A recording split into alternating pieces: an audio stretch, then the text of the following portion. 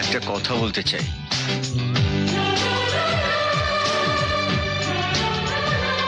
কি কথা? জ্যোতি, আমি আমি তোমাকে ভালোবাসি। কি হলো, কিছু বলছো না যে? আমি ভাবতেও পারিনি যে আমার মনের কথাটা তোমার মুখ থেকে শুনবো। তুমি ঠিক বলছো? তোমার বাবা মা এই বিয়েতে মত দেবেন? তোমার ভালোবাসা পেয়েছি, এরপর কেউ মত দিক আর না দিক তাতে আমার কিচ্ছু এসে যায় না।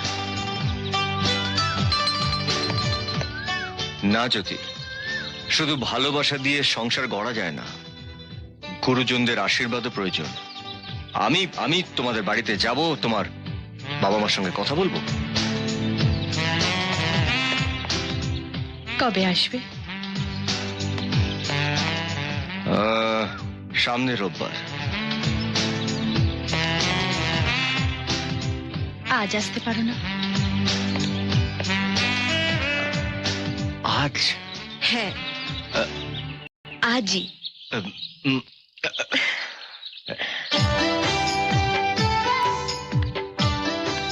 জ্যোতির মতো মেয়েকে যে কেউ ভালোবেসে ফেলবে।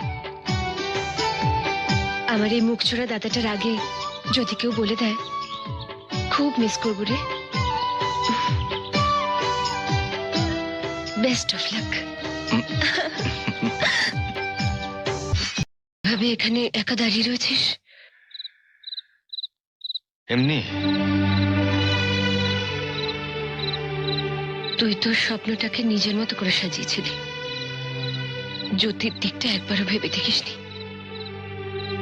ওদের সঙ্গে আমাদের অনেক তফাৎ দাদা, এত অমিল নিয়ে ভালোবাসা হয় না। জ্যোতি ফোন করেছিল, কাল ওর জন্মদিন, তোকে আর আমাকে একসঙ্গে যেতে বলেছে। তাই নাকি? তাহলে তো ওর জন্য কিছু একটা কিনতে হয়। তুই ওর বান্ধবী, তুই তো জানিস ওর কি পছন্দ। বল না কি কি দেওয়া যায়। তুই যাবি না দাদা? কেন? জ্যোতি আমার দাদাকে ভালোবাসে না।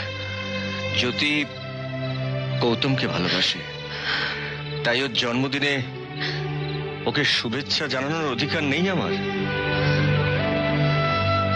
জ্যোতি আমাকে ভালো না বাসলেও আমি তো ওকে ভালোবেসেছি। ভালোবাসা কিছু চাইলে সেটা দিতে হয় মানুষই, না হলে ভালোবাসার মান থাকে না।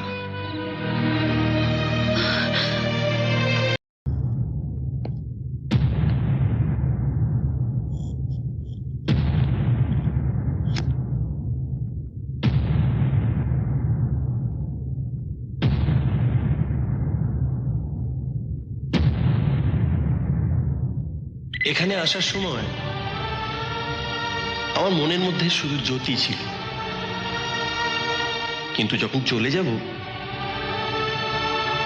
তুমিও আমার মনের মধ্যে থাকবে মিস্টার কিং, অনেকটা জায়গা জুড়ে। আমি যদি কোনোদিন নাও থাকি, এটুকু সান্ত্বনা থাকবে তুমি আছো আমার জ্যোতিকে দেখার জন্য। কি মিস্টার কিং,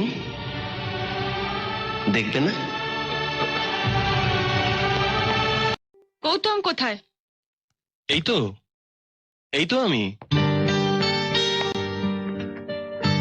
নাও নাও, এবার ওষুধটা খেয়ে নাও, খাও। আমার ভালো লাগছে না। আচ্ছা, ওষুধ না খেলে তুমি ভালো হবে কি করে? আর তুমি ভালো না থাকলে আমি ভালো থাকবো কি করে? নাও খাও।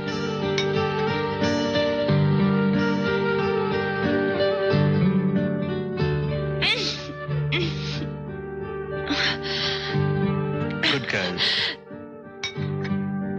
গৌতম, আমি তোমাকে খুব বিরক্ত করি না? আসলে কিছু চোখে দেখতে পাই না তো, সব অন্ধকার।